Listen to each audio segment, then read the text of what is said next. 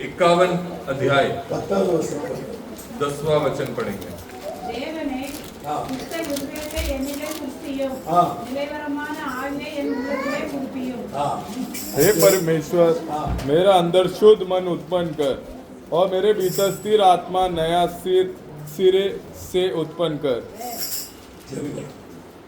हम प्रार्थना करेंगे। स्तुति हो परमेश्वर, जीवित परमेश्वर, सब जीवन का मालिक, आपके चरणों में हम सबको हम लेकर आए हैं। आप आपके पंखों के अंदर हमें छुपा कर जो आए हैं हर एक बच्चों को विश्वास के साथ ये वचन को सुनने के लिए हर एक परिवार को आप आशीष करिए। हमें छुपा कर आप बात करिए, आप बात करिए, हम सुनेंगे। यीशु मसीह के नाम से हमें। आप सब बैठ जाएं।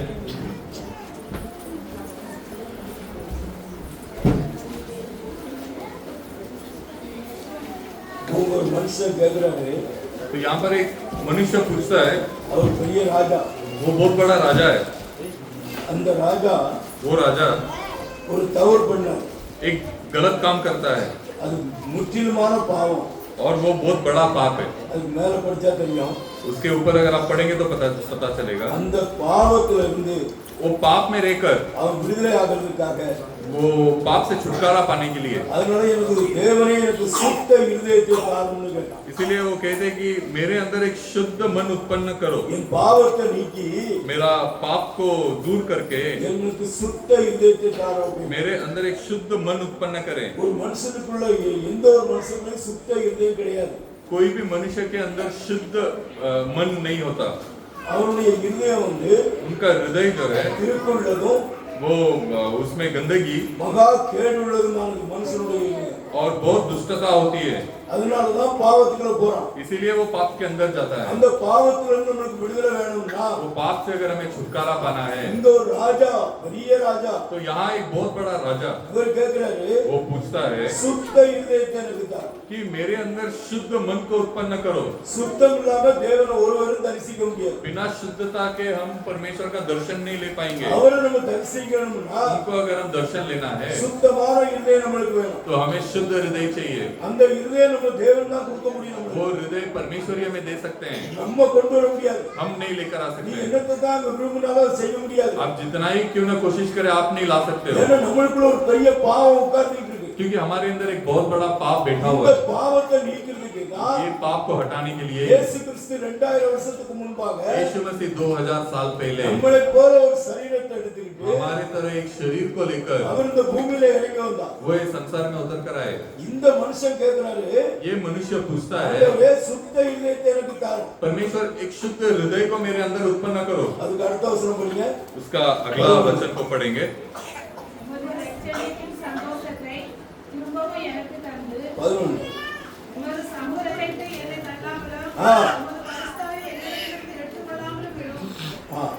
मुझे अपने सामने से निकाल ना दे और अपने पवित्र आत्मा को मुझसे अलग ना कर। तो यहाँ पर दोबारा परमेश्वर से पूछते हैं कि आपके सामने से मुझे निकाल न दे, ऐसे करके बोल रहे हैं। परमेश्वर आपके सामने से मुझे निकाल मत दो। आप जो दिया पवित्र आत्मा उसको मेरे से अलग मत करो, क्योंकि परमेश्वर को देना भी आता है और हमसे निकालना भी आता है, क्योंकि वो मनुष्य उस चीज को पाया है। परमेश्वर से पवित्र आत्मा पाने के बाद अगर हम वो काम करेंगे जो जरूरत नहीं है, अगर हम वैसा कुछ गलत काम करेंगे तो परमेश्वर और पवित्र आत्मा को हमारे से निकाल देंगे। ஆதாம அந்த ஆவியில தான் சிருஷ்டி வச்சிருந்தாரு. आदम को उसी आत्मा में उन्होंने सृष्टि किया था। ஆதாம் எப்போ பாவம் செஞ்சானோ आदम जब पाप किया அவர் அவருடைய ஆவியை வெளியே எடுத்தார். तो परमेश्वर ने उनका आत्मा को आदम के अंदर से निकाल दिया நீ மண்ணா இருக்கிற, और कहा कि तू मिट्टी है நீ மண்ணுக்கு போன்ட்ட. और तू मिट्टी में चला जाएगा। அப்ப இன்னைக்கு இந்த மனுஷனுக்கு तो आज ये राजा को ஆண்டவர்ட்ட விண்ணப்பிக்கிறான். वो राजा परमेश्वर से विनती करता உங்களுடைய है ஆவியை நீ விட்டு எடுத்து போடாரோ. कि आपका पवित्र आत्मा को मेरे अंदर से निकाल मत दो। அந்த ஆவியை நீ வந்து எடுத்து போட்டா वो आत्मा को अगर मेरे अंदर से निकाल दिया நான் आपने நிறைவேற்றனா இருப்பேன். तो मैं टिक नहीं सकूंगा। அதனால எனக்கு உங்களுடைய ஆவி என்னைய உங்களுடைய சமூகத்தை விட்டு தள்ளி விடாதோ. इसीलिए आपके सामने से मुझे निकाल न दो। இன்னைக்கு நம்ம வாழக்கூடிய இந்த பூமியில आज हम ये जो संसार में जीते हैं நம்ம சுத்தமா வாழணும். हमें शुद्ध जीवन जीना है। சுத்தமா நம்ம வாழும்போது हम पवित्र और शुद्ध जीवन जब हम जिएंगे தேவன் அவருடைய சமூகத்தை விட்டு நம்மளை தள்ள तो மாட்டார். परमेश्वर उनके चरणों में से हमें नहीं निकालेंगे। அவர் நம்மளை கிருபையினாலும் वो उनके कृपा के द्वारा இரக்கத்தினாலும் और उनके अनुग्रह के द्वारा உங்களுடைய எல்லா காரியங்களையும் அவர் நோக்கிக்கிட்டு இருக்கிறார். आपके सभी कामों को वो देख रहे हैं। உங்களுக்கு ஒரு சின்ன கஷ்டம் வந்தாலும் आपको एक छोटा तकलीफ भी क्यों ना आए அவர் பரலோகத்திலிருந்து உங்களை நோக்குறாரு. तो वो स्वर्ग राज्य से आपको देख रहे हैं। அவர் உங்களை தள்ளி விடல. वो आपको नहीं निकालेंगे। அவர் மார்புல உங்களை அணைச்சிக்கிட்டாரு. वो आपको आप उनके हृदय के सामने ले लेते हैं। அவர் மார்புல அணைச்சதுனாலதான் उनके हृदय में जब आपको ले लेंगे உங்க பலவீனத்தை அவர் எடுத்துக்கிட்டாரு. तो इसीलिए आपके कमजोरी को वो उनके ऊपर उठा लेते உங்க हैं। வியாதி அவர் வாங்கிக்கிட்டாரு. आपके बीमारी को वो ले लेते हैं। நீ சுமக்க வேண்டிய தேவையில்லை அப்படிங்கிறாரு. आप वो कहते हैं कि आपको ये सब बोझा उठाने की அது जरूरत அவர் नहीं है சுமந்துக்கிட்டாரு. क्योंकि ये सब बोझा उन्होंने ले लिया நீங்க है। அவரோடு நீங்க விசுவாசத்துல இருக்கணும். आप उनके अंदर आपको सिर्फ विश्वास में रहना है உங்களுக்குள்ள சுத்த இதயம் வேணும். और आपके अंदर एक शुद्ध हृदय होना சுத்த जरूरी है। இதயம் இருக்கும்போது தான் शुद्ध हृदय जब आपके अंदर நீங்க होगा அவரோடு எப்பொழுதும் என்ன செய்ய முடியும்? तभी आप उनके साथ हमेशा பேச முடியும். बात कर सकते हैं அவர்கிட்ட சகலத்தையும் நீங்க வாங்கிக் கொள்ள முடியும். और उनके पास से आप सब कुछ ले भी सकते அவர் हैं। உங்களுக்கு ஒண்ணுமே இல்லைன்னு சொல்ல மாட்டார். वो आपके लिए कुछ देने के लिए मना नहीं அவருக்கு ஒண்ணே करेंगे, ஒண்ணு தேவை. पर उनके लिए सिर्फ एक ही चीज जरूरी है இருதயம் தேவை. कि आपका हृदय उनको चाहिए। இருதயம் தான் மாறுபாடான இருதயமா இருக்கு. ये हृदय ही है जो नाशवान होता है। இந்த கண்ணு பாக்கு, ये आंखें देखती हैं அந்த இருதயம் இச்சிக்கு. और अपना हृदय इच्छा करता है அது வேணும்னு சொல்லுது. और वो कहता है कि ये मुझे चाहिए। இந்த காரியத்தெல்லாம் விட்டு ये सारी चीजों को छोड़कर இந்த வார்த்தையின்படி ये वचन के अनुसार ஆண்டவரே எனக்கு சுத்த இருதயத்தை தா. परमेश्वर मुझे शुद्ध हृदय दे दीजिए। நிரவரமான ஆவியை நீர் புதுப்பியும். मुझे मेरे अंदर का जो आत्मा है उसे नया करिए। அந்த ஆவி எனக்குள்ள புதுப்பியும். वो नया आत्मा बनाइए मेरे अंदर से। ஆவி உங்களை என்ன செய்து और वो परमेश्वर का आत्मा क्या करेगा? வழி நடத்தி செல்லும். वो आपको रास्ता दिखाएगा, அவர் உங்களை போதித்து நடத்துவாரு. वो आपको सिखाकर चलाएंगे। அந்த பரிசுத்தாய் உங்களுக்குள்ள இல்லைன்னா वो पवित्र आत्मा यदि आपके अंदर नहीं அவன் है தன் இச்சையின்படி ஓடுவான். तो वो मनुष्य उसके खुद के इच्छा के अनुसार भागेगा। இச்சையின்படி ஓடி उसके इच्छा के अनुसार वो भागकर கடைசியில நிலையற்றவனா ஆயிடுவான். और आखिरी में उसका कोई स्थिर नहीं होगा। அதுக்கும் ஒரு ஆவி இருக்கு. और वो स्थान में लेके जाने के लिए भी एक आत्मा होता है அதுதான் பிசாசுனுடைய ஆவின்னு சொல்றது. और वही शैतान का आत्मा करके कहते हैं। அத உங்க இஷ்டப்படி ஓட வைத்து वो आत्मा आपको आपके अनुसार चलाकर அவன் கடைசியில உங்களை கொண்டு எப்படியாவது கடைக்குள்ள கொண்டு நிற்கிறான். और आखिरी में आपको वो डुबा देगा। அதனால நம்மளுக்கு இன்னைக்கு எப்படிப்பட்டது ஆவி வேணும்? इसीलिए आज हमें किस तरह का आत्मा चाहिए? பரிசுத்த ஆவி நம்மளுக்கு வேணும். हमें पवित्र आत्मा நம்ம चाहिए। இருதயத்தை சுத்தமாக்குற அந்த ஆவி, हमें हमारा हृदय को जो शुद्ध करता है वो आत्मा, அந்த ஆவி உங்களுக்குள்ள இருந்ததுன்னா वो आत्मा यदि आपके अंदर होगा। 12வது வசனம் என்ன சொல்லுது? उसमें 12वां वचन पढ़ेंगे, क्या कहता है? अपने किए हुए उद्धार का हर्ष मुझे फिर से दे और उद्धार आत्मा देकर मुझे संभाल। உமது இரட்சணியத்தின் சந்தோஷத்தை திரும்பவும் எனக்கு தந்து ஆ. உற்சாகமான ஆவி என்னை தாங்கும்படி செய்யும். இதுதான் உற்சாகம் உள்ள ஆவி. तो यही जो है हर्ष का आत्मा है, இது ரட்சணியத்தின் ஆவி. ये भलाई देने वाला आत्मा है। இதுதான் தேவனுடைய ஜீவன் உங்களுக்குள்ள இருக்குன்னு அர்த்தம். तो इसी का मतलब होता है कि ये आत्मा परमेश्वर का जीवन आपके अंदर है। இது இருக்கும்போது எப்பொழுதும் நீங்க சந்தோஷமா இருப்பீங்க. ये जब आपके अंदर होता है तो हमेशा आप खुश रहोगे, உங்களுக்கு துக்கமே வராது. आपको कोई दुख नहीं आएगा, அவர் துக்கத்தை எடுத்துக்கிட்டாரு. क्योंकि उन्होंने दुख को उठा लिया है, உங்க வியாதி அவர் குணமாக்கிட்டாரு. क्योंकि आपका बीमारियों को उन्होंने चंगाई कर உங்க दिया है, மரணத்தை அவர் ஜெயிச்சிட்டாரு. क्योंकि आपके मृत्यु को उन्होंने जीत लिया है। நீங்க அவரோட இருக்கும்போது आप जब उनके साथ रहोगे, அவர் திரும்பவும் ரட்சணிய சந்தோஷத்தை உங்களுக்கு தருவாரு. वो फिर से वो हर्ष और उद्धार को आपको देंगे। இந்த உற்சாகமான ஆவி உங்களை தேற்றும். ये कुशल जो आत्मा है वो आपको और आगे बढ़ाएगा। அப்பதான் நீங்க என்ன செய்வீங்க? तभी आप क्या करोगे? அவருக்குள்ள மகிழ்ந்து கழிவுற முடியும். उनके अंदर खुश रहकर उनके साथ मिलोगे। நம்ம இஷ்டப்படி நடந்தா ஒண்ணும் செய்ய முடியாது. हमारे इच्छा के अनुसार अगर हम चलेंगे तो आप कुछ नहीं कर सकते हो। வேதத்தை நல்லா படிங்க. आप कलाम को अच्छे से पढ़िए। வேதத்துல தான் எல்லா சந்தோஷமும் இருக்கு. कलाम के अंदर ही सब खुशियां हैं। இவர்தான் நமக்கு சந்தோஷத்தை கொடுக்கிறவர். परमेश्वर ही वो खुशियां देने वाला है இந்த हमें। உலகம் நமக்கு கொடுக்காது. ये संसार में खुशी नहीं दे நீங்க सकती। ஆண்டவர்கிட்ட கேட்கும்போது अब जब परमेश्वर से मांगते हो, அவர் உங்களுக்கு கொடுத்து ஆட்சி தேற்றுகிறார். वो आपको देखकर आपको तृप्त करते हैं। படிக்கலாம் 1 யோவான் हम पढ़ेंगे 1 यूहन्ना का किताब।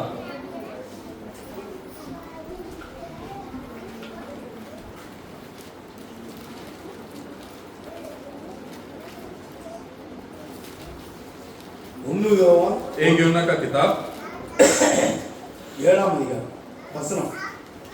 पर यदि जैसा वह ज्योति में है वैसे ही हम भी ज्योति में चले तो एक दूसरे से सहभागिता रखते हैं और उसके पुत्र यीशु का लहू हमें सब पापों से शुद्ध करता है। அவர் மொழியில் இருக்கிறது போல ஆ. நாமும் மொழியிலே நடந்தால் ஒருவரோடொருவர் ஐக்கியப்பட்டிருப்போம். அவருடைய குமாரனாகிய இயேசு கிறிஸ்துவின் இரத்தம் சகல பாவங்களை நீக்கி நம்மை சுத்திகரிக்கும். அவர் ஒளியிலே இருக்கிறார். वो ज्योति में है, நம்மளுடைய தேவன் अपना परमेश्वर வெளிச்சமா இருக்கிறார். वो ज्योति है। அந்த வெளிச்சம் वो ज्योति இன்னைக்கு உங்களுக்குள்ள வந்துச்சு அப்படின்னா आज यदि आपके अंदर आ गया உங்களுக்குள்ள இருளே இருக்காது. तो आपके अंदर कोई अंधियारा नहीं होगा। அவருடைய ரத்தம் उनका लहू உங்களுடைய பாவங்களை மன்னிக்குது. आपका पापों को क्षमा करता है, நம்மளுடைய பாவங்களையும் हमारे पापों को எல்லாத்தையும் மன்னித்து वो सबको माफ करके அவர் நம்ம மேல இரக்கமா இருக்கிறார். वो हमारे ऊपर दया दिखाता है, நம்மை சுத்திகரிக்கிறார். हमें शुद्ध करता है। சுத்திகரிப்பது அப்படின்னா ये शुद्ध करने का मतलब होता ஒரு है பொருள் நல்லா இல்ல அப்படின்னா कि एक चीज अगर अच्छा नहीं है, அதுல ஒரு வேற காரியம் வேற ஒரு தண்ணி நல்லா இல்லன்னு வச்சுங்களேன். हो सकता है कि एक बोतल में पानी खराब हो, அதுல கழுவி அந்த தண்ணியை தூர ஊத்திட்டு वो पानी को हम फेंक कर திரும்ப கழுவி நல்ல தண்ணியை குடிப்பாங்க. हम वो बोतल को धोकर फिर से अच्छा पानी भरते हैं। இப்ப நம்மளுக்குள்ள இருள் இருக்கு. आज हमारे अंदर भी इसी तरह अंधियारा है நம்மளுக்குள்ள எல்லா பாவமும் நிறைஞ்சிருக்கு. और हमारे अंदर सारा पाप भरा है। இந்த பாவத்தை எடுக்கணும்னா ये पाप को अगर निकालना है இந்த வெளிச்சம் நம்மளுக்கு வேணும். तो ये ज्योति हमें चाहिए। இந்த வெளிச்சம் வந்த உடனே ये ज्योति हमारे अंदर आने के அந்த बाद இருள் வந்து நீங்கி போகும். वो अंधियारा அது निकल जाएगा, வெளியே வந்துரும். वो बाहर आ जाएगा। அது வெளியே வந்த பிறகு वो बाहर आने के बाद உங்களுக்குள்ள ஒரு வெளிச்சம் உருவாயிடும். और आपके अंदर वो ज्योति उत्पन्न हो जाएगा। அதுதான் இயேசு கிறிஸ்துவின் ஜீவ ஒளி.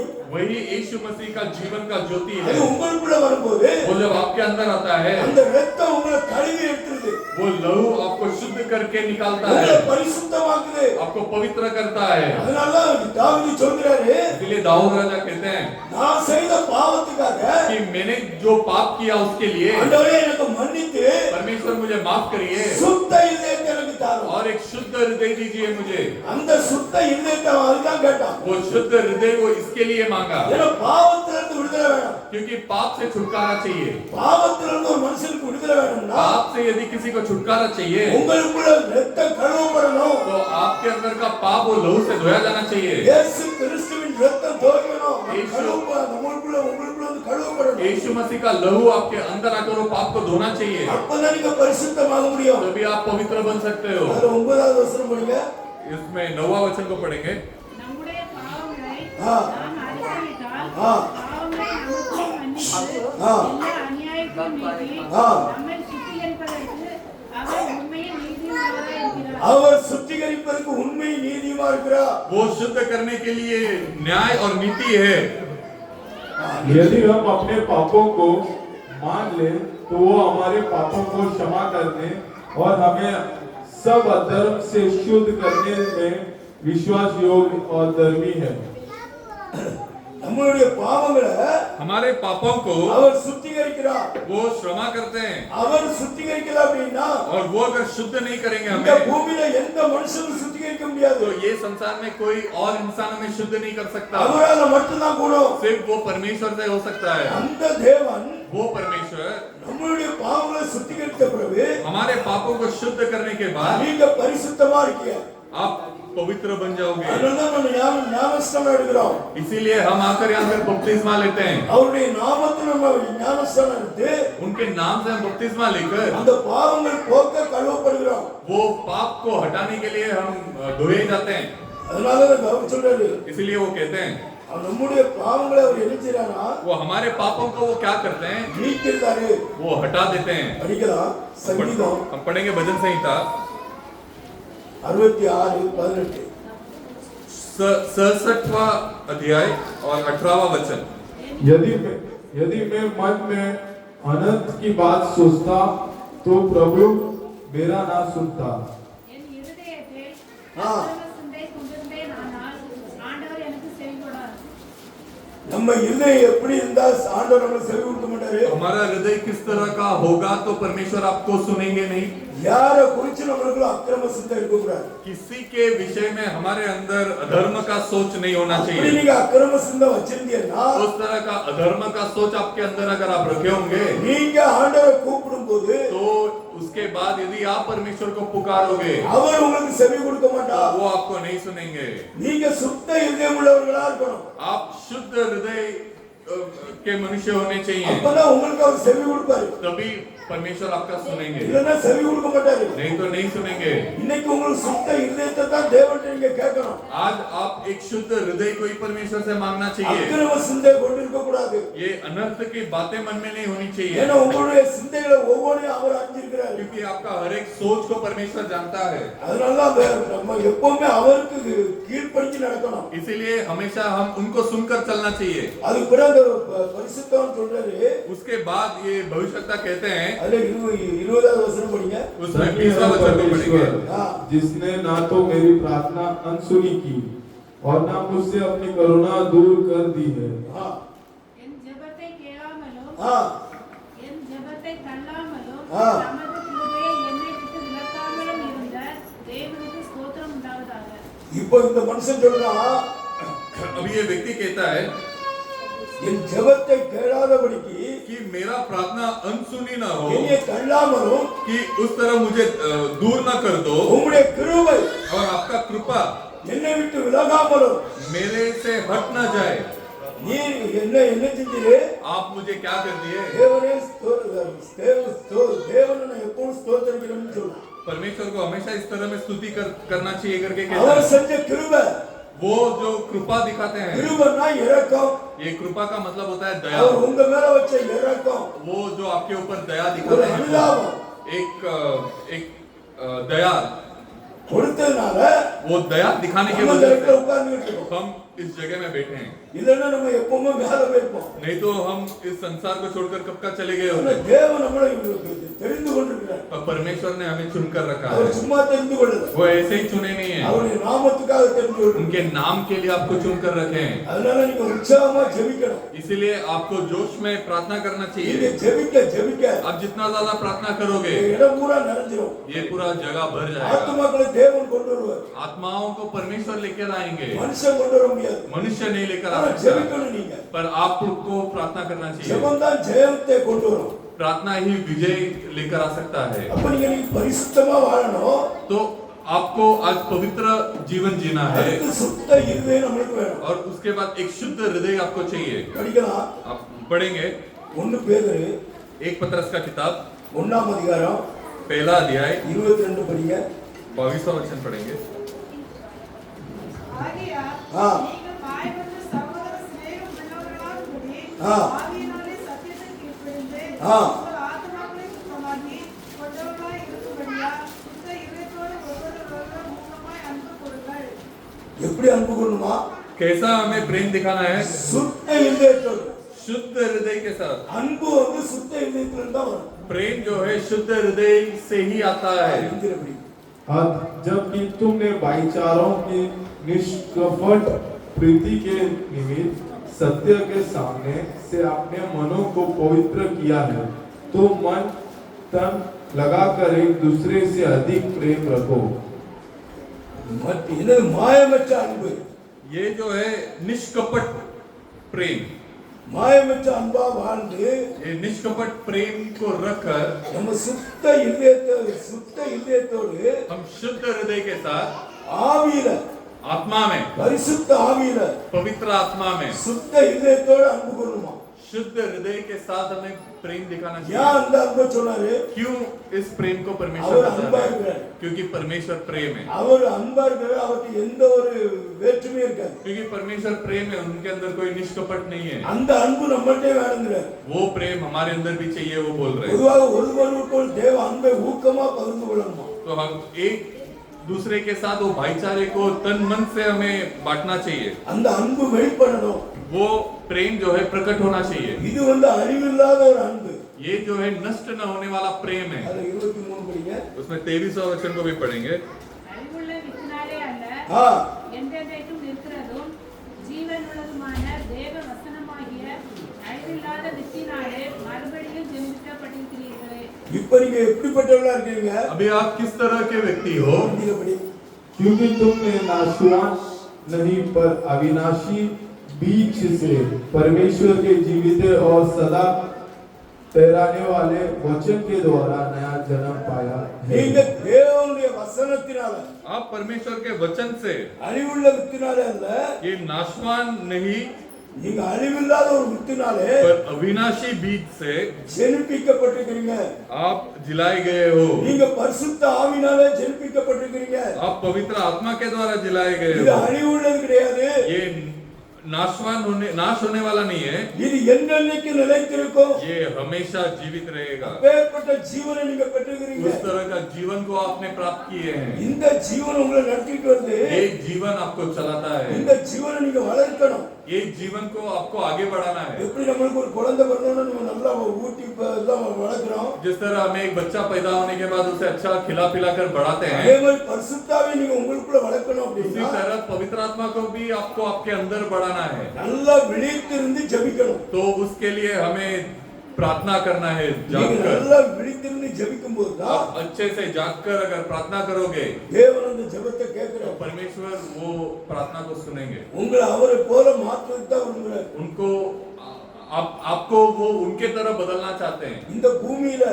ये संसार में வாழ்றது கொஞ்ச காலம், हम जो जीते हैं वो थोड़ा कुछ समय के लिए, 50 வருஷமோ हो सकता है 50 साल 60 வருஷமோ या 60 साल இல்ல 80 வருஷமோ या हो सकता है 80 साल இல்ல 90 இருக்கலாம்। या 90 साल भी हो सकता है, 100 வயசு இருக்கிறவங்க இருக்காங்க। और 100 साल भी कुछ लोग जीते हैं। எங்க வீட்டு பக்கத்துல ஒரு பாட்டி तो मेरे घर के बाजू में एक बूढ़ी माँ, 106 வயசு 103 வயசுன்னு சொன்னாங்க। उनको 103 साल हो गए। டெய்லி அவர் துணியை துவைக்கும், रोज वो खुद का काम, खुद का कपड़ा धोते हैं, குளிக்கும், நல்லா वो नहाते हैं வெளியே வந்து முடியை தட்டி விட்டு நிற்கும்। और बाहर आकर वो उनका बाल को लहराते रहते हैं। மராட்டிக்கார அம்மா वो महाराष्ट्र की हैं। இப்போ ஒரு வருஷம் ஆச்சு, अभी 1 साल हो गया। குளிக்க போயிட்டு குளிச்சுட்டு வந்துட்டு वो नहाकर आए बाहर, 2 நாள் வீட்டை விட்டு வெளியே வரல। 2 दिन घर से बाहर नहीं आए। பாத்ரூம் போயிருக்கு, वो बाथरूम गए थे। பாத்ரூம்லயே वो வியாதியும் இல்ல, उनको कोई बीमारी नहीं हुआ, ஒண்ணுமே கிடையாது। कुछ नहीं है। அவருடைய மரணத்தை பாருங்க, तो उनका मृत्यु ऐसा हुआ कि वो बाथरूम में मर गए 106 வயசுல 106 साल में।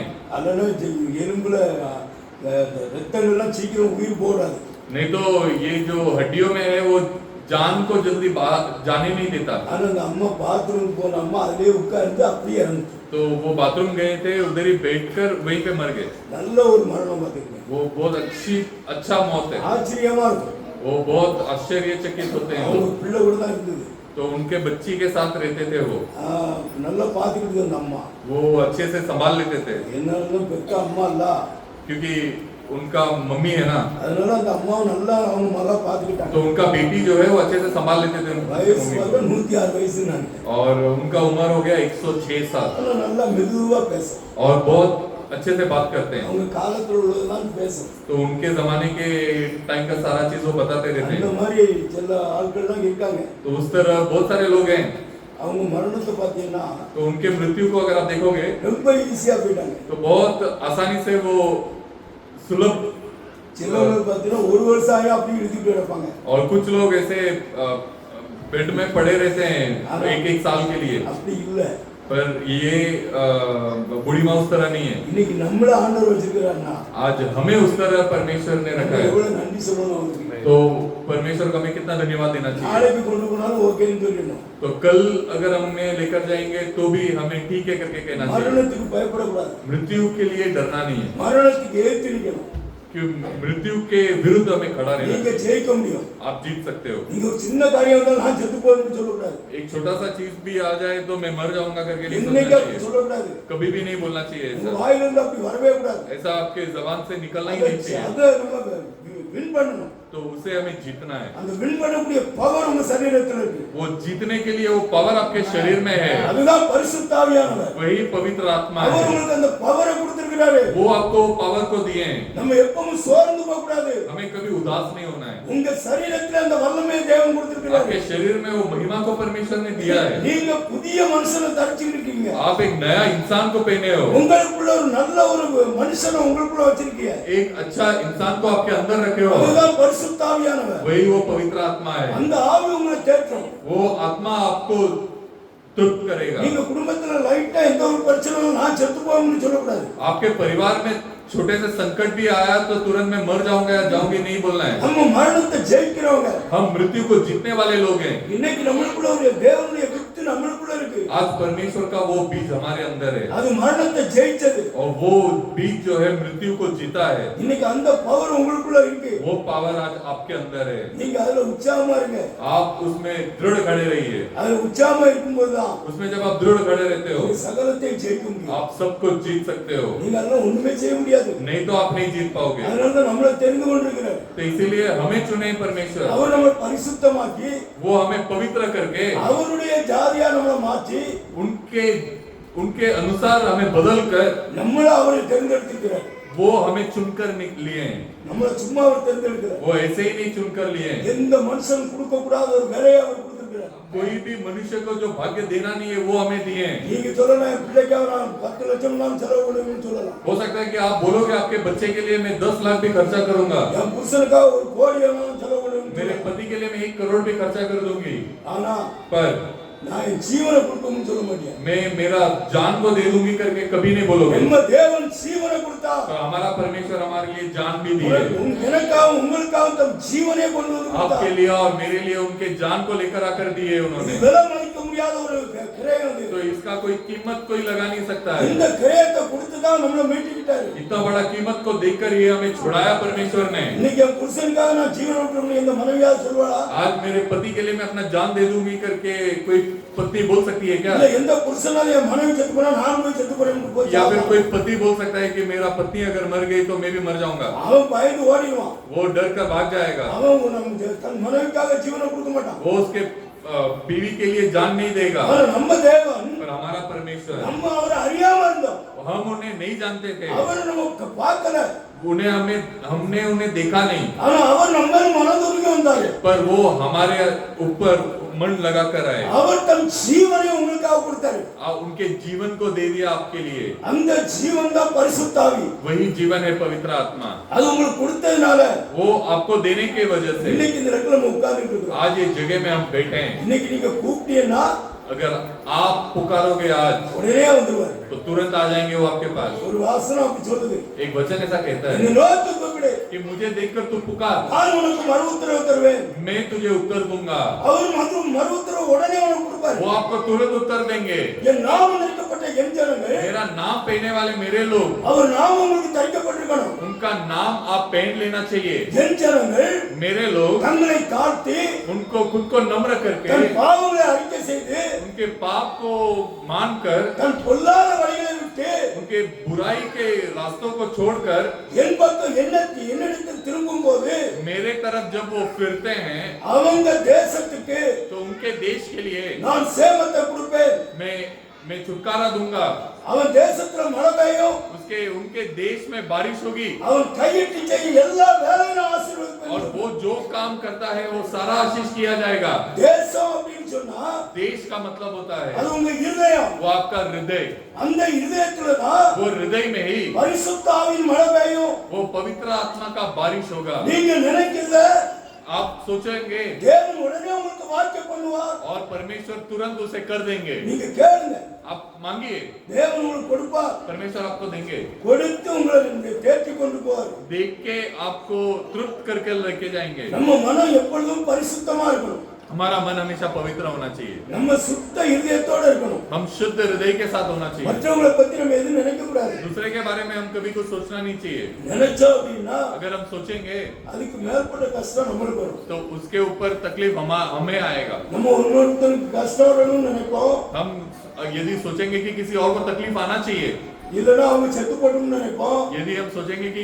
कोई और मर जाना चाहिए, இல்ல அவங்க விளங்காம போட்டோம்னு நினைப்போம். कि हम सोचेंगे कि वो बर्बाद हो जाना चाहिए, அது நம்மளுக்கு தான் வரும். तो वो हमें ही आएगा। ஏன்னா நம்ம இப்படி பேசுவோம். क्योंकि हम इस तरह बात करेंगे। நாலு பேரும் நம்மளை பத்தி अगर हम एक उंगली सामने वाले को दिखाएंगे तो चार उंगली हमारी तरफ दिखता है, இதுதான் ஒருத்தனை பார்த்து तो एक ही उंगली दूसरे की तरफ जाता है மீதி நாலு பேரும் உங்களை குற்றப்படுத்து. और दूसरा चार उंगली हमें खुद को दिखाता है। அப்ப நம்ம அந்த பாவத்தை வாங்கிக்க கூடாது. तो हम उस पाप को नहीं ले लेना चाहिए। மற்றவங்களை பேசவே கூடாது.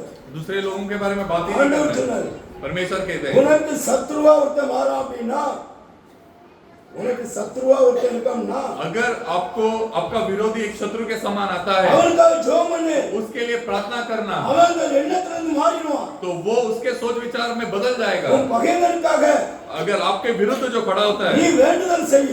तू प्रार्थना करना।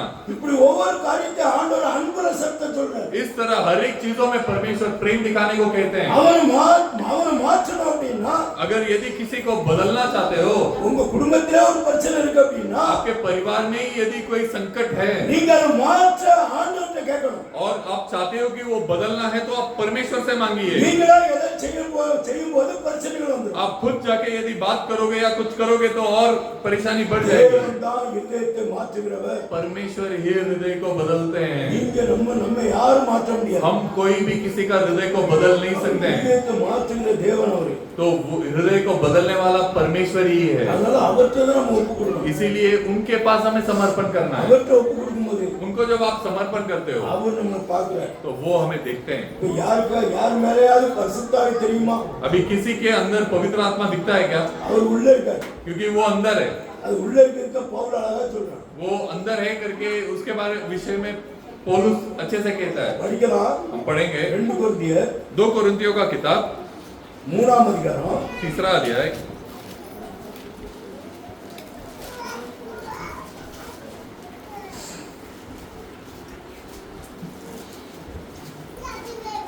2-3 வசனம் படிங்க. दूसरा और तीसरा वचन को पढ़ेंगे। ये प्रकट है कि तुम मसीह की पुत्र हो, जिसको हमने सेवकों के समान लिखा, और जो सही से नहीं परंतु जीवित परमेश्वर के आत्मा से पत्थर की पाटियों पर नहीं परंतु हृदय की मांस रूपी पाटियों पर लिखी है। हाँ, எங்கள் இருதயங்களில் எங்கள் இருதயங்களில் हमारे சகல மனுஷராலும் ஆ, அறிந்து வாசிக்கப்பட்டும் இருக்கிற எங்கள் நிருபம் நீங்கள்தானே. இப்போ இங்க ஒரு காரியத்தை பத்தி பவுல் பேசுறாரு. तो यहाँ पर एक चीज के बारे में पौलुस कहता है, எங்கள் இருதயங்களில் हमारे हृदय में। எங்கயா? कहाँ पर? இருதயத்துல. हमारे हृदय में। இந்த இருதயத்துல ये हृदय में மனுஷனார் அல்ல, ये मनुष्य के द्वारा नहीं, தேவனால் परमेश्वर के द्वारा, அவர்னால் உங்களுக்கு எழுதப்பட்டிருக்கு. परमेश्वर के द्वारा लिखा गया है। இதுதான் பரிசுத்த ஆவி. यही पवित्र आत्मा है। இந்த பரிசுத்த ஆவினால் நீங்க எழுதப்பட்டிருக்கீங்க. ये पवित्र आत्मा के द्वारा आप लिखे गए हो। இன்னைக்கு உங்களை மரணம் உங்களை தொட முடியாது. आज मृत्यु आपको छू नहीं सकता, வியாதிகள் உங்களை தொட முடியாது. बीमारी आपको छू नहीं सकता, ஏன்னா நீங்க தேவனுடைய நிறுவனம் என்று நீங்க நிரூபிக்கப்படுகிறீங்க. क्योंकि वो परमेश्वर का लिखा गया ये है करके आप माने जाओगे। நீங்க தேவனுடைய ஆவியினால நிரப்பப்பட்டவன आप परमेश्वर का आत्मा से भर जाने के बाद அது உங்க இருதயங்கள்ல காணப்படுது. वो आपके हृदय में दिखता है। அது வெளியே இல்ல, वो बाहर नहीं है, உள்ள. वो अंदर है। அதனால பிசாசு சீக்கிரம் கண்டுகொள்ள மாட்டான். इसीलिए शैतान तुरंत वो देख नहीं पाएगा. நீங்க அவனை ஈஸியா ஜெயிச்சிடலாம். आप शैतान को जल्दी जीत सकते हो. ஏன்னா உங்களுக்குள்ள ஒரு எழுதப்பட்ட நிருபமா தேவன் இருக்கிறாரு. क्योंकि आपके अंदर लिखा गया एक लिखित के समान परमेश्वर है. அதை கொண்டு நீங்க ஜெயிக்க முடியும். उसको लेकर आप जीत सकते हो. அதுல மூணாவது வசனம் படிங்க. उसमें तीसरा वचन पढ़ेंगे. ஏனெனில் நீங்கள் எங்கள் ஊழியத்தினால் உண்டாகிய கிறிஸ்துவின் நிருபமாய் இருக்கிறீர்கள் என்று வெளியரங்கமாய் இருக்கிறது. அது மகிமையினால் அல்ல, மையினால் அல்ல, அது மையினால் அல்ல, ஜீவனுள்ள தேவனுடைய ஆவியினாலோ கற்பலகைகளில் அல்ல, இருதயங்களாகிய சதையான பலகைகளிலேயும் எழுதப்பட்டிருக்கா. ये प्रकट है कि तुम मसीह के पुत्र हो, जिसको हमने सेवकों के समान लिखा, और जो सियाई से नहीं परंतु जीवित परमेश्वर के आत्मा से, पत्थर की पाटियों पर नहीं परंतु हृदय की मांस रूपी पाटियों पर लिखी है. இங்க ஒரு மனுஷன் பவுல் சொல்றாரு, यहाँ पर पौलुस कहते हैं, நீங்கள் आप लोग எங்கள் ஊழியங்களினாலே हमारे सेवकाई से உண்டான நிருபமா இருக்கிறீர்கள். अब लिखा गया लिखित हो. நிருபம் அப்படின்னா உங்க கையில பைபிள் இருக்கு. ये लिखित का मतलब है आपके हाथ में कलाम है, அதுல எழுதப்பட்டிருக்கு. उसमें लिखा गया है. அதத்தான் இவன் என்ன சொல்றான், तो वही ये कहता இது है உங்க இருதயத்துல कि எழுதப்பட்டிருக்கு. ये चीज आपके हृदय में लिखा गया है. இதுதான் தேவனுடைய அச்சு அடையாளத்தை நீங்க தரிசிருக்கீங்கன்னு அர்த்தம். और यही परमेश्वर का सही और चिन्ह को आप पहन लिए करके का मतलब है. இது மரணத்தை ஜெயிக்கும். ये मृत्यु को जीतेगा. நீங்க பயப்பட வேண்டிய தேவை இல்லை. आपको डरने की जरूरत नहीं है. நீங்க மரணத்தை எதிர்க்கணும். आप मृत्यु के विरुद्ध खड़ा रहना चाहिए. நீங்க சந்தோஷமா எப்பொழுதும் இருக்கணும் அப்படின்னா आप हमेशा खुश रहना चाहिए. तो நீங்க நேரம் கிடைக்கும் போதெல்லாம் முழங்கால் போட்டு ஜெபம் பண்ணணும். आपको जब जब वक्त मिलता है आपको घुटने में आकर प्रार्थना करना चाहिए. உங்கள்ட்ட அந்த வார்த்தை வந்துகிட்டே இருக்கும். तो आपके पास वो वचन आता ही நீங்க रहेगा. சந்தோஷமா இருக்கலாம். आप हमेशा खुश रह सकते हो. ஏன்னா இது ஒரு புது உடன்படிக்கைன்னு பவுல் சொல்றான். क्योंकि ये एक नया करार है करके पौलुस कहता அதே है. 6வது வசனம் சொல்லுங்க பாருங்க. उसमें 6वां वचन कहता है, புது உடன்படிக்கையின் ஊழியக்காரராய் இருக்கும்படி அவரே எங்களை தகுதியுள்ளவர்களாக ஆக்கினார். அந்த உடன்படிக்கை எழுத்துக்குரியதாய் இராமல் ஆவிக்குரியதாய் இருக்கிறது. எழுத்து கொல்லுகிறது, ஆவி உயிர்ப்பிக்கிறது. படி தம்பி. जिसने हमें नहीं वाचा कि सेवक होने के योग्य भी किया, शुद्ध के सेवक नहीं वरन आत्मा के, क्योंकि शुद्ध मरता, शब्द मरता है पर आत्मा जिलाता है. இப்போ இந்த எழுத்து வந்து கொல்லும். अभी यहाँ जो ये लिखित है वो मारता है. இது எந்த விதத்துல நம்ம கொண்டு போனாலும் நம்மள அடிச்சு கொல்லும். இது ये किस तरह भी हम लेके गए तो हमें वो मारेगा. ஆனா பரிசுத்த ஆவி पर पवित्र आत्मा உங்களை கொல்லாது. आपको नहीं मारेगा. அது उயிர்ப்பிக்கும். वो आपको जिलाएगा. எழுத்து உங்களை கொல்லும். ये जो लिखित है वो आपको मार सकता है. யாராவது உங்களுக்கு ஒரு எழுத்து எழுதி விட்டு அனுப்புறாங்கன்னு வச்சுக்கோங்க. कोई लोग हो सकता है कि आपको कुछ लिखकर देकर भेजेंगे. மோசமா எழுதிருக்காங்க. कुछ बुरा लिखा आपके बारे में. ஏதோ ஒன்னு எழுதிருக்காங்க. அந்த எழுத்து உங்களை என்ன செய்யும்? कुछ तो भी लिखा है आपके बारे में. உங்களை ரொம்ப கஷ்டப்படுத்தும். तो आपको वो बहुत दुख पहुंचाएगा. அது உங்களை கொன்றும். हो सकता है वो आपको मार भी दे. ஆனா இது அப்படி இல்ல. पर ये जो लिखा है ये ऐसा नहीं है. ये आपको जिंदा करेगा. உங்களுக்குள்ள இருக்க இருளை நீக்கி आपके अंदर का अंधियारा को இது हटाकर உங்களை உயிர்ப்பிக்கும். ये आपको जिंदा करेगा. இந்த ஆவியானவர் உங்களை உயிர்ப்பிக்கிறார். ये आत्मा आपको जिंदा करता है. இவருக்குள்ள நீங்க இருந்தீங்கன்னா इनके अंदर अगर आप रहोगे உங்களுக்கு கஷ்டமே கிடையாது. तो आपको कोई तकलीफ ही नहीं है. அவர் எப்பொழுதும் சந்தோஷமா இருக்கணும்னு சொல்றாரு. वो हमेशा खुश रहो करके कहते இது हैं. உங்களை உயிர்ப்பிக்கக்கூடிய ஆவியானவர். ये आपको जिंदा करने वाला आत्मा है. நீங்க இதை பிடிச்சுக்கிடணும். इसे आपको पकड़ लेना है. இவர் உங்களுக்குள்ள இருப்பது பெரிய ரகசியம். ये आपके अंदर रहना बहुत बड़ा रहस्य है. இது எல்லாரும் கண்டுகொள்ள முடியாது. ये सब लोग देख नहीं सकते. இது பவுலடியார் சொல்றாரு. ये पौलुस कहते हैं இவர் உங்களுக்குள்ள இருப்பது பெரிய ரகசியம். ये आपके अंदर जो है वो बहुत बड़ा रहस्य है. நீங்க அந்த ரகசியத்தை பெற்றுக்கொள்ளணும். ये रहस्य को आपको पा लेना है. நீங்க பெற்றுக்கொண்டாதான் आप अगर यदि पा लिए तो ही நீங்க இந்த உலகத்துல ஒரு கிறிஸ்தவனா ஜீவிக்க முடியும். तो आप इस संसार में मसीह के बन के जी सकते हो. கொலோசியர் 1ஆம் அதிகாரம் कुलुसियों का किताब पहला अध्याय 27வது वचனம் அப்படி சொல்லுது. 27वां वचन ऐसा कहता है. கொலோசியர் कुलुसियों का किताब 7वां अध्याय 1:27 पहला अध्याय 27वां वचन. जिन पर परमेश्वर ने प्रकट करना चाहा कि उन्हें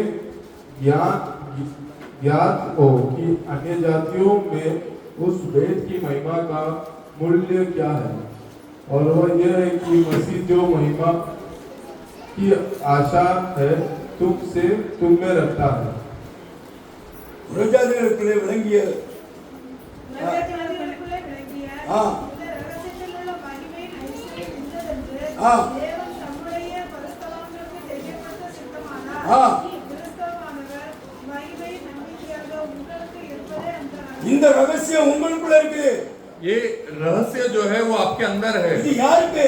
ये किसके लिए है? நம்மளுக்கு. वो हमारे लिए है। புறஜாதிகளுக்கு. ये अन्य जातियों के लिए மற்றவங்களுக்கு है, இல்ல. ये दूसरों लोगों के लिए नहीं है। நம்மளுக்கு தான் அந்த ரகசியத்தை ஆண்டவர் கொடுத்திருக்கிறார். ये हमारे लिए परमेश्वर ने रहस्य को दिया है। இவர் உங்களுக்குள்ள இருக்கிறாரு. ये आपके अंदर है। இது யாருக்கும் தெரியாது. ये किसी को नहीं पता। இது மகிமையின் ஐஸ்வர்யம். ये महिमा का ये ऐश्वर्य है। ரொம்ப அதாவது சம்பாத்தியம் பண்ண ஐஸ்வர்யம்னு சொல்லுவாங்க. ये बहुत सारा कमाई किया तो हमें बहुत धनवान करके कहते हैं। நல்ல வீடு இருந்தா, बहुत बड़ा घर होगा நல்ல நிலங்கள் இருந்தா, या बहुत बड़ा जगह होगा, நிறைய பைசா இருந்தா உங்களை ஐஸ்வர்யவான்னு சொல்லுவாங்க. बहुत ज्यादा पैसा होगा तो आपको अमीर करके कहते हैं।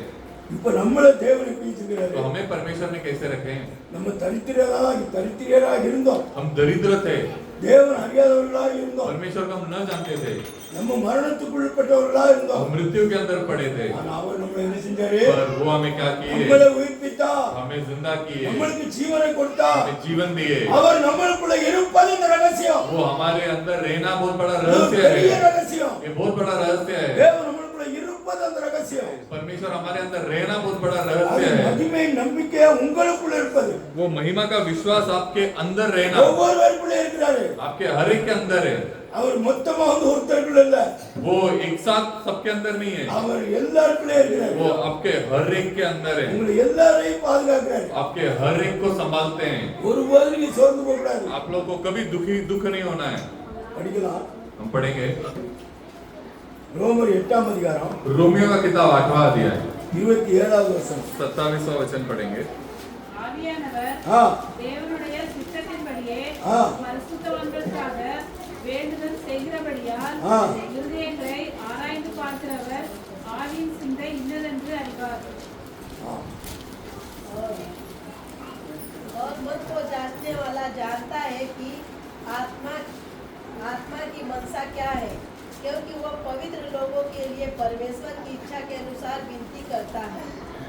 தேவன் உங்களுக்காக, परमेश्वर आपके लिए, ஒவ்வொருவருக்காக आप हर एक के लिए அவர் விண்ணப்பம் பண்றாரு. वो विनती करते हैं। பரிசுத்த ஆவியானவர் நம்மளுக்காக விண்ணப்பம் பண்றாரு. पवित्र आत्मा हमारे लिए विनती करते हैं। அந்த விண்ணப்பத்தை நம்மளுக்காக பண்ணும்போது वो विनती को जब हमारे लिए करते हैं, உங்களுக்கு எந்த ஒரு பலவீனம் இருந்தாலும், आपको कोई भी कमजोरी क्यों ना हो, எந்த ஒரு கஷ்டம் இருந்தாலும், कोई भी तकलीफ क्यों ना हो, அவர் அதுக்காக தான் விண்ணப்பம் பண்றாரு. वो उसके लिए विनती करते அது हैं। உங்களை விட்டு நீங்கி போகும். वो आपसे दूर हो जाएगा, உங்களுக்கு விடுதலை கிடைக்கும். आपको छुटकारा मिलेगा। அது எந்த வியாதியா இருந்தாலும் वो कोई भी बीमारी क्यों ना हो, உடனே விடுதலை கிடைக்கும். तुरंत छुटकारा मिलेगा। அதனால வேதம் சொல்லுது, इसलिए कलाम कहता है, அம்மா, இயேசு கிறிஸ்து விடுதலையாக்கினா यीशु मसीह ने अगर चंगाई दिया உண்மையான விடுதலை. तो वो सच्चाई चंगाई இந்த है। மனுஷன் யாருக்கு விடுதலை கொடுக்க முடியாது. कोई भी इंसान किसी को छुटकारा नहीं दे सकता। இந்த பேசப்படுற வார்த்தை தான் உங்களுக்கு விடுதலை கொடுக்க முடியும். ये जो कहा जा रहा है, ये वचन ही आपको छुटकारा दे सकता है। உங்களுக்குள்ள இருக்கிற பரிசுத்த ஆவி தான் உங்களுக்கு விடுதலை கொடுக்க முடியும். आपके अंदर का पवित्र आत्मा ही आपको छुटकारा दे सकता அவர் தான் है। உங்களை உயிர்ப்பித்திருக்கிறார். वही आपको जिंदा किया है। அந்த ஆவியானவர் தான் உங்களை காப்பாற்ற முடியும். वो आत्मा ही आपको बचा भी सकता है, வேற ஒருவர் உங்களை காப்பாற்ற முடியாது. बाकी कोई आपको बचा नहीं सकता। அப்ப அந்த அவருடைய நாமம் உங்களுக்கு तो தரிக்கப்பட்டிருக்கிறதா? उनका नाम आप पहन लेना चाहिए। அந்த நாமம் நம்மளுக்கு தரிக்கப்பட்டிருந்தா वो नाम अगर हम पहन लिए होंगे, நம்ம அந்த நாமத்தை எப்படி தரித்துக் கொள்ள முடியும்? वो नाम को हम कैसे पहन ले सकते हैं? அவருடைய நாமத்தினால उनके नाम से நம்ம அவருக்குள்ள பிள்ளையா மாறணும். पहले हमें उनका बच्चा बनना है। அதனால வேதம் சொல்லுது, इसलिए कलाम कहता है மனம் திரும்பி कि मन फिराओ, ஒவ்வொருவரும் और हर एक जन மனம் திரும்பணும். मन फिराना है। மனம் திரும்பாம நம்ம சொல்லுவாங்க, मन फिराए बिना हम कहा जाता है இவன் ஒரு கிறுக்கு போய் அப்படிமா. कि ये एक पागल है। அந்த கிறுக்கா இருக்கிறவனுக்கு மனம் திரும்புவது தெரியுமா? वो जो पागल सच्ची में पागल होता है, उसको मन फिराना क्या है पता होता है? தெரியாது. नहीं पता होता அப்படி उसको। இன்னைக்கு நிறைய பேர் இருப்பாங்க. ऐसा बहुत सारे लोग हैं। மனம் திரும்பணும் அப்படின்னா मन फिराने का मतलब होता है நம்ம எந்த இடத்துல விழுந்து கிடக்குமோ कि हम जिस जगह में गिर पड़े அதுல இருந்து வெளியே வரணும். उस जगह से बाहर आना। அப்ப அவன் நல்லா இருந்தா தான் வர முடியும். तो वो अच्छा होगा तभी वो आ पाएगा। அவர் சிந்தனையில பைத்தியமாயிட்டுனா उसके सोच विचार में यदि उसका सोच विचार सही नहीं है அவன் அந்த கடல்ல இருந்து வெளியே வர முடியாது. तो वो उस गड्ढे में से बाहर निकल कर नहीं आ सकता। अभी कलाम कहता நீ है மனம் திரும்பு, तू मन फिरा, மனதை யார்ட்ட கொடு, वो मन को मेरे पास देना, பாவத்திலிருந்து விடுதலையாகு.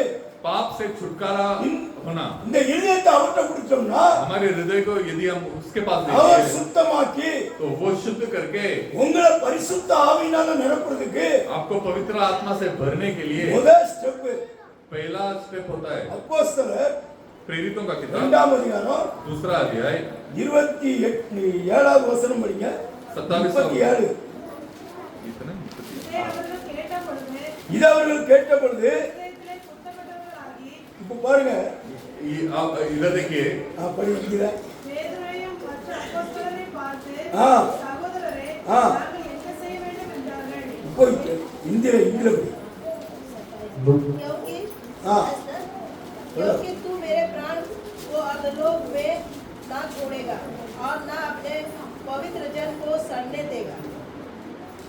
இப்போ வேதம் சொல்லுது, अभी कलाम कहता है இதை அவர்கள் கேட்ட பொழுது ये जब उन्होंने सुना அவங்க இதயம் குத்தப்படுது. तो उनका हृदय छिद जाता है। இப்போ நம்ம ஒரு ஆள் ஏதாவது நம்மள சொல்லிட்டாங்கன்னா यदि किसी ने हमें कुछ बोला உடனே நம்ம இதயம் குத்தப்படும். तो तुरंत हमारा हृदय छिद जाता है। அப்படின்னா அந்த இதயம் எதையோ கேக்கு तो उसका मतलब है कि वो हृदय कुछ तो भी आशा किया था சரியாகணும்னு பாக்கு. और वो चाहता था कि वो ठीक होना है। இப்போ ஆண்டவரை பாக்கு. अब वो हृदय परमेश्वर को देखता है। அன்னைக்கு அந்த நாள்ல ஆண்டவருடைய வார்த்தையை அவங்க கேட்காதபடி இருந்தாங்க. तो उस दिन परमेश्वर का वो वचन को वो नहीं सुनते थे, அவங்க வார்த்தைக்கு கீழ்ப்படியாதவங்களா இருந்தாங்க. वो वचन को न सुनने वाले थे। அப்போ பரிசுத்த ஆவியானவர் வந்து तब पवित्र आत्मा आकर பேதர் மூலமா கிரியை செய்றாரு. பேதர் மூலமா கிரியை செய்றாரு. पतरस के द्वारा वो काम करते हैं। இப்போ ஆவியானவர் பேசுறாரு. अभी पवित्र आत्मा बात करते हैं। அவர்கள் அதை கேட்ட பொழுது वो उनको जब सुनते हैं அவங்க இதயத்துல குத்தப்படுது. और वो सभी लोगों का हृदय में छिद जाता है। இப்போ நாங்க என்ன செய்யணும்? अभी हमें क्या करना है? ஒரு மனுஷன் குத்தப்பட்டா என்ன செய்வான்? एक मनुष्य का हृदय अगर चुप जाता है तो क्या करता है? பிரதர் சஞ்சய் தப்புன்னு சொல்லு. तो ब्रदर मैंने जो किया वो गलत है। அவனுக்கு குத்தப்படலன்னா अगर उसे वो लगा ही नहीं दिल में ஈவென்ட் போய் நம்ம எதுக்கு சொல்லுவாங்க? तो इसके पास क्यों जाके बोलूं मैं? அப்படி ஒரு இருமாப்பா तो वैसा एक घमंड आ जाएगा। குத்தப்பட்டுடுனா तो अगर उसका हृदय को लग जाता है वो चीज அவன் கீழ்ப்படிஞ்சிட்டாங்க. तो वो सुन लिया करके मतलब है இந்த வார்த்தையை கேட்ட போது ये वचन को सुनने के बाद அவங்க கீழ்ப்படிஞ்சாங்க. वो सुने, அவங்க இருதயம் குத்தப்பட்டுச்சு. उनका हृदय छिद गया। இன்னைக்கு நம்ம இருதயம் குத்தப்படணும். आज हमारे हृदय भी छिद जाना चाहिए। நம்ம இதயம் மேட்டிமையா இருக்கக்கூடாது. हमारे हृदय में घमंड नहीं रहना चाहिए। மேட்டிமைகளுக்கு ஆண்டவர் எதிர்த்து நிக்கிறாரு. जो घमंड करते हैं उनके विरुद्ध परमेश्वर खड़े रहते நம்ம हैं। இதயத்தை ஒப்பு கொடுக்கணும். हमारे हृदय को हमें समर्पण करना நம்ம है। ஒப்பு கொடுத்து हम समर्पण करके அது கீழே படிங்க. पतरस ने उनसे कहा, हाँ। मन फिराओ मन फिराओ और तुम में से हर एक अपने अपने पापों की क्षमा के लिए हाँ। यीशु मसीह के नाम से बपतिस्मा ले, हाँ। तो तुम पवित्र आत्मा का दान पाओगे। हाँ பேதுரு அவர்களை நோக்கி ஆ. நீங்கள் மனம் திரும்பி ஆ. ஒவ்வொருவரும் பாவம் மன்னிப்புக்கென்று ஆ. இயேசு கிறிஸ்துவின் நாமத்தினாலே ஆ. ஞானஸ்நானம் பெற்றுக்கொள்ளுங்கள். ஆ. அப்பொழுது பரிசுத்த ஆவியின் வரத்தை பெறுவீர்கள். நீங்க அப்பதான் ஞானஸ்நானம் பெறதுக்காக வாரிய.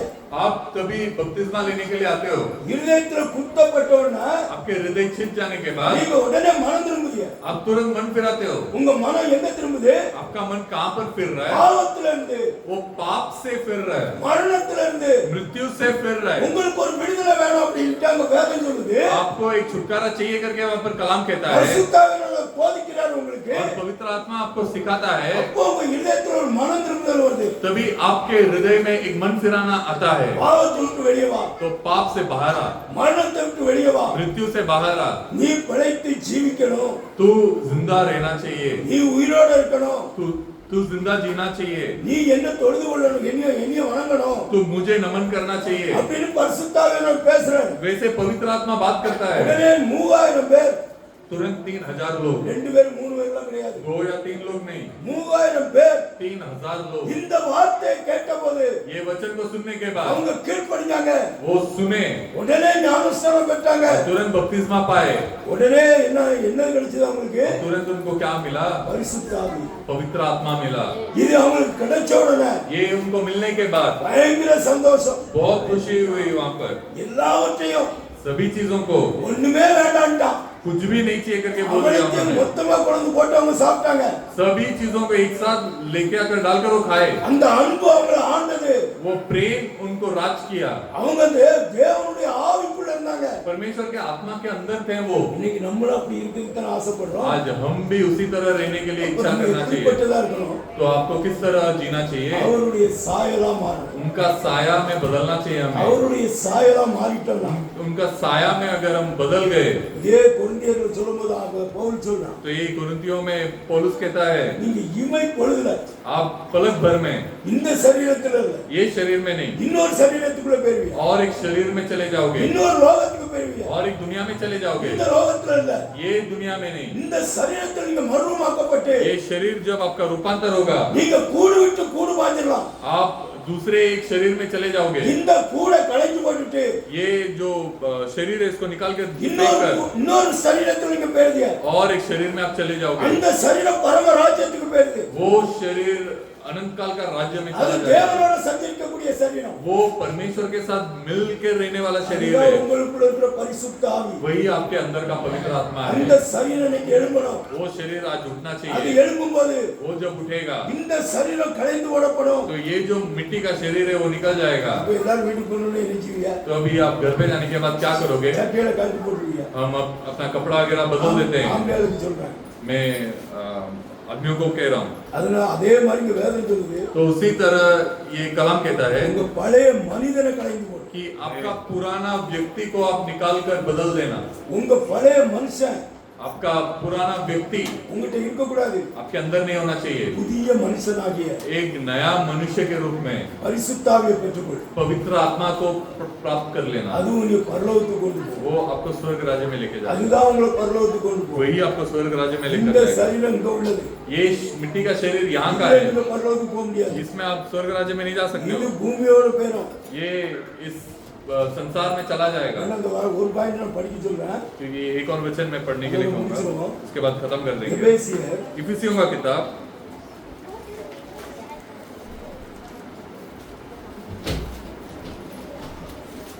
4ஆம் அதிகாரம் 4वां अध्याय 22வது வசனம் படிங்க। 22वां वचन को पढ़ेंगे। மற்றபடி முந்தின நடக்கைக்குரிய ஆ. மோசம் போக்கு இச்சைகளாலே ஆ. கெட்டுப்போகிற பழைய மனுஷனை நீங்கள் களைந்து போட்டு ஆ. உங்கள் உள்ளத்திலே புதிதான ஆவி உள்ளவர்களாகி போதும் कि तुम पिछले 4 जन्म के पुराने मनुष्यत्व को जो बरमाने वाली अभिलाषाओं के अनुसार भ्रष्ट होता जाता है उतर डालो। இந்த கெட்டு போகும் மனுஷனை, ये जो बिगड़ने वाला इंसान है, இந்த மனுஷனுக்கு நீங்க களைந்து போட்டுருங்க, ये इंसान को आप निकाल दीजिए। இது உங்களுக்கு வேண்டாம், ये आपको नहीं चाहिए। ஆனா புது உள்ளத்திலே पर आपके अंदर புதிதான ஆவிக்குரிய மனுஷனை தெரிந்து கொள்ளுங்கள், एक नया आत्मिक इंसान को आप पहन लीजिए। அந்த மனுஷனை நீங்க தெரிஞ்சுக்கணும், वो मनुष्य को आपको पहन लेना है। இவர்தான் மரணத்தை ஜெயித்தவர், यही मृत्यु को जीते हैं। இந்த வேண்டாத இந்த முந்தின சரீரத்தை நம்ம என்ன செய்யணும்? ये जो नहीं चाहिए ये शरीर को, இந்த சரீரம் மண்ணில இருந்து வந்தது, ये शरीर जो है अपना मिट्टी से आया है। மண்ணில இருந்து வந்தா எங்க போகும்? मिट्टी से आया तो वो कहाँ पर जाएगा? மண்ணுக்கு தான் போகும்। वो मिट्टी नहीं जाएगा। அதனால இந்த சரீரத்தை களைந்து போட்டுட்டாங்க, तो इसीलिए शरीर को निकाल कर फेंक देना करके कह दिया। அதுக்கு வானத்திலிருந்து வந்த அந்த புதிய மனுஷனை தெரிஞ்சுக்கணும், और स्वर्ग राज्य से जो नया इंसान आया है उसको हमें पहन लेना है। பரிசுத்தாவை நீங்க தெரிஞ்சுக்கிட்டீங்கன்னா वो पवित्र आत्मा को आप पहन लेंगे तो बस हो அது गया। உங்களை பரலோகத்துக்கு கொண்டு போகும்। वो आपको स्वर्ग राज्य में लेके இந்த जाएगा। உலகத்துல வாழ்றவங்க இல்ல, हम ये संसार में आखिरी तक जीने के लिए नहीं है। இனி நம்மளுக்கு இது வந்து ஒரு டிபாசிட் வந்துடும், ये संसार में हमसे भाड़े में आए हैं, வாடகைக்கு தான் வந்து இருக்கோம், हमसे भाड़े में आकर रहते हैं। நம்மளுக்கு சொந்தமான ஒரு ஊர் இருக்கு, இருக்கு. हमें खुद का हमारा एक गांव है, அங்கதான் நம்ம வீடு இருக்கு. वही हमारा घर भी है. அங்க சண்டையும் இல்ல. वहाँ पे ना झगड़ा होता है அங்க வந்து சஞ்சலமும் இல்ல. और वहाँ पे ना दुख होता है அங்க பட்டினியும் இல்ல. और वहाँ पे ना भूख होता है பசியும் இல்ல. और वहाँ पे ना कोई जरूरतें होती அங்க है. நீங்க எப்பொழுதும் சந்தோஷமா இருக்கலாம். वहाँ पर आप हमेशा खुश रह सकते அது हो. உங்களுக்கு பூட்டப்படாத ஒரு வீடு. वो घर आपके लिए कभी बंद नहीं किया எப்பொழுதும் जाएगा, உங்களுக்காக திறந்திருக்கும். हमेशा खुला रहेगा आपके நீங்க அங்க लिए. டிபாசிட் கொடுக்க தேவையில்ல. वहाँ पर आपको कोई भाड़ा देने की जरूरत नहीं है, அங்க ஒண்ணு நீங்க வேங்க வேண்டிய தேவையில்ல. वहाँ पर कुछ काम करने की जरूरत नहीं है. உங்களுக்கு ஆல்ரெடி இந்த பூமியில கிரயம் கொடுக்கப்பட்டாச்சு. वहाँ पर ये संसार में आपको सब कुछ दिया गया है, அந்த கிரயத்தை கொடுத்தவர் தான் உங்களுக்கு அங்க கட்டி இருக்கிறார் வீடு. और जो उसके लिए वो दिया है वही वो घर को भी बांधे स्वर्ग राज्य में. இந்த பழைய மனுஷனை களைந்து போட்டு ये पुराने इंसान को निकाल कर फेंक कर புதிய மனுஷனை தரிக்கணும். वो नया इंसान को आपको पहन लेना இந்த है. மனுஷனை தரிக்கிறதுக்கு वो मनुष्य को पहन लेने के लिए முதல்ல நம்ம படிச்ச வசனத்தை மாதிரி पहला हमने जैसा वचन को पढ़ा था, சுத்த இதயத்தை நீர் சுத்தி शुद्ध हृदय को हमें दीजिए, நிரந்தரமான ஆவியை நீர் கொடுப்பீர். ये अनंत काल का आत्मा को हमें दीजिए. எப்பொழுதும் அந்த ஆவி எனக்குள்ள இருக்கும். हमेशा वो आत्मा मेरे अंदर रहना चाहिए. நீ விட்டு அந்த ஆவியை நீல இருந்து எடுத்துறாதுன்னு சொல்றான். वो आत्मा को मेरे अंदर से न निकाल देना करके कहता है. நம்ம தவறு பண்ணும்போது பரிசுத்த ஆவி நமக்குள்ள இருந்து எடுத்துறாரு. हम जब गलत काम करते हैं तो पवित्र आत्मा हमारे अंदर से चला जाता है. நல்ல பரிசுத்தமா ஆண்டவருக்கு முன்னால ஜெபம் பண்ணணும். आप हमेशा पवित्रता में परमेश्वर के पास அப்ப प्रार्थना அவருக்கு करिए, பரிசுத்தமா வச்சுக்கிடுவாரு. तो वो हमें पवित्र रखेंगे. அப்ப நீங்க என்ன செய்யலாம்? யாருக்கு ஜெபம் பண்ணாலும் ஆண்டவர் கேட்பாரு. तो आप किसके लिए भी प्रार्थना क्यों न करें, परमेश्वर सुनेंगे. ஒருத்தருக்கு ஒரு வியாதியா இருக்கு, நம்ம ஜெபம் பண்ணோம்னா உடனே சுகமாகும். किसी को बीमारी है, आप प्रार्थना करोगे तो तुरंत चंगाई मिलेगा. அது நம்ம செய்யறது கிடையாது. वो हम नहीं करते हैं. உங்களுக்குள்ள இருக்கிற பரிசுத்த ஆவியானவர் आपके अंदर का पवित्र आत्मा பெரும் மூச்சோடு நம்மளுக்காக வேண்டுதல் செய்கிறவர், जो हमारे लिए विनती करते हैं, அவர் செய்கிறார். वो उस चंगाई को लाते हैं. அதை நீங்க பெற்றுக்கணும். उसे आपको पाना है. அதை பெற்றுக்கிடும் போது उसे जब आप पाते हो, நீங்களும் அந்த வல்லமையை பெற்றுக்கணும். आप भी वो महिमा को पा सकते हो. परमेश्वर आपको आशीष करेंगे.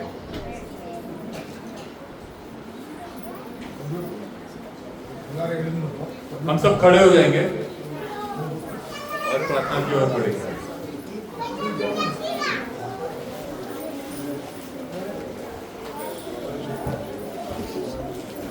ஜெபி हम सब प्रार्थना करें.